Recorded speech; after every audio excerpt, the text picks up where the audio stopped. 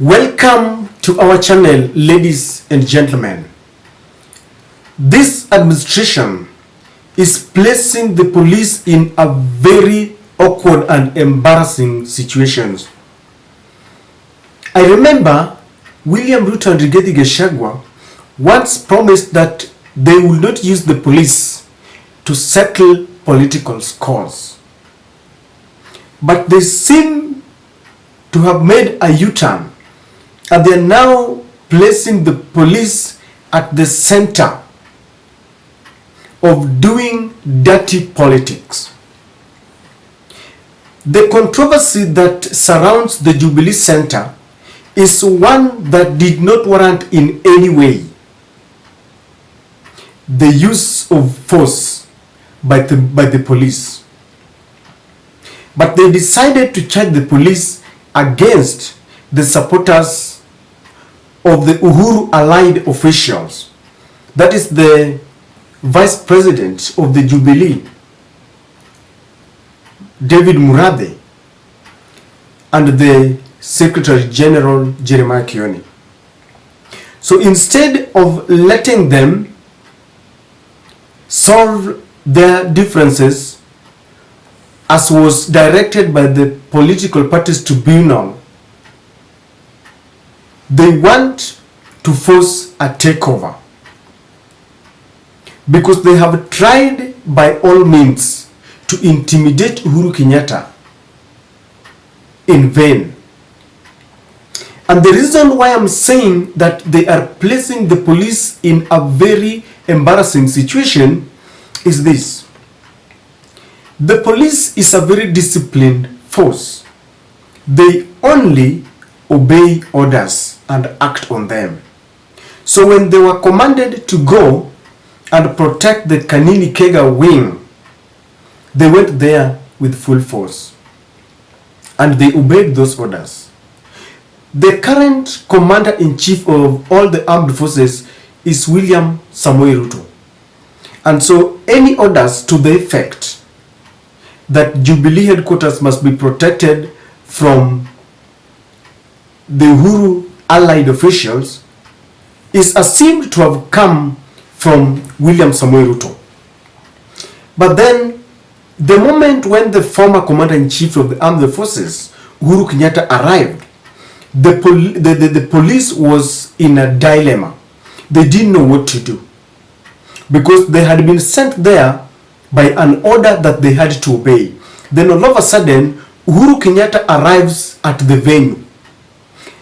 As a former commander-in-chief, they worked very closely with Uhuru Kenyatta. In fact, for the 10 years that Uhuru Kenyatta was in power, some of these policemen worked around and with Uhuru Kenyatta more than they have worked with William Samoei Ruto, because William Samoei Ruto has only worked or has only been in power as the commander-in-chief of the armed forces for about 8 months now. And so the police was confused what they needed to do.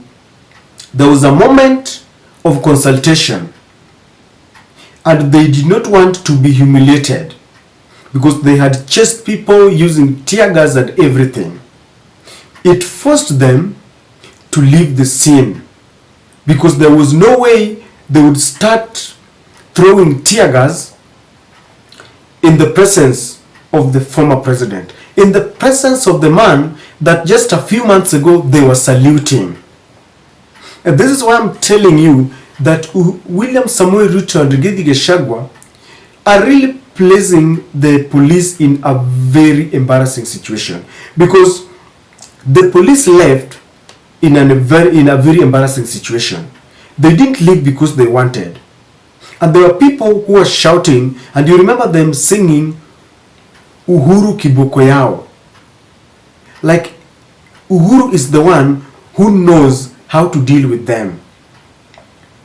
But I also want to say that Uhuru Kenyatta has been very quiet for so long, because his storming of the Jubilee Party came against a backdrop of very many things. I remember ever since the government sponsored goons to invade their Northland farm and took away animals. Uhuru has never spoken. But it seems that they are taking his silence for weakness. Because just the other day, when Uhuru's mom, Mama Margaret, Mama Ngina, decided to help the former Mau Mau veteran, the Deputy President Rigathi Gachagua came out blazing with anger that now that they have decided to help the Mau Mau veterans, they need to relinquish and donate part of their land to squatters. And then, as if that is not enough, they intensify the illegal takeover of the Jubilee Party, led by the Kanini Kega wing. And I think this provoked Uhuru Kenyatta to the core. And that is why he has decided that it is enough. Enough is enough. I remember there was a report that the day when Fred Matiang'i went to record a statement at the DCI headquarters and they detained him for some time, Uhuru had called the headquarters and told them that if they could not release Fred Matiang'i, then he would storm that place himself so that they contend with him. They did not want a situation where Raila is there and Uhuru is also there, a former, immediate former president is there. It would be very embarrassing. And so today they didn't see this coming, because as always they thought Uhuru would be quiet and silently watch as they mess. The other day, Uhuru's sister, Madam Pratt, met with William Ruto in State House. And many pundits thought that maybe this was a way, because William Ruto really loves PR, he was trying to announce to the whole world that apart from the fact that they had controversy surrounding Mama Ngina and the Northland farm, he was trying to show them that a member of that family has endorsed him as the president, duly elected president of the Republic of Kenya. And they might have talked about a few things, and it seems he even sent Uhuru's sister maybe to talk to him. This was a coded language that maybe he wanted to make peace. But Uhuru Kenyatta, just a day or a few days after the meeting between William Ruto and his sister, he comes out with guns blazing, just showing that he does not recognize. Because all we know is that Uhuru had explained that he gave William Ruto the sword because that was the constitution and he did not want bloodshed. But he has always maintained over again and again that his party leader is Raila Odinga. So Uhuru Kenyatta was telling them, you are the president because the constitution allows you, but we will never be friends. And that is why he's coming just a day after this meeting, and it is like he has rejected that call to accept whatever Ruto sent the sister to do. As the immediate commander-in-chief of all the armed forces, this action would really provoke sympathy from the Uhuru allied forces. You take it or leave it, ladies and gentlemen. Uhuru Kenyatta still wields powers. I have always told you, if you follow this channel, that Uhuru Kenyatta, for the 10 years that he worked as the commander-in-chief, he left a network that you cannot just delink and break for the few months that you've been in power. William Ruto cannot break this link. He needs to take time to study the forces before he dismantles the network that Uhuru Kenyatta left. And so when these policemen and the military see Uhuru Kenyatta provoked, going to protect his party headquarters, then they are also agitated. And if you ask me, William Ruto is joking with fire, because there are those who are still very loyal to Uhuru Kenyatta, and when they see him in this situation, they feel like protecting him. This is also happening just a few days before Azimio resumes the mass actions, something that the government does not want because they have claimed it deprives them of taxes. They lose over 2 billion Kenya shillings per day. Each day we have the demonstrations. And so Uhuru Kenyatta going there to storm the Jubilee Party, and he was surrounded by certain members of the Azimio, because I saw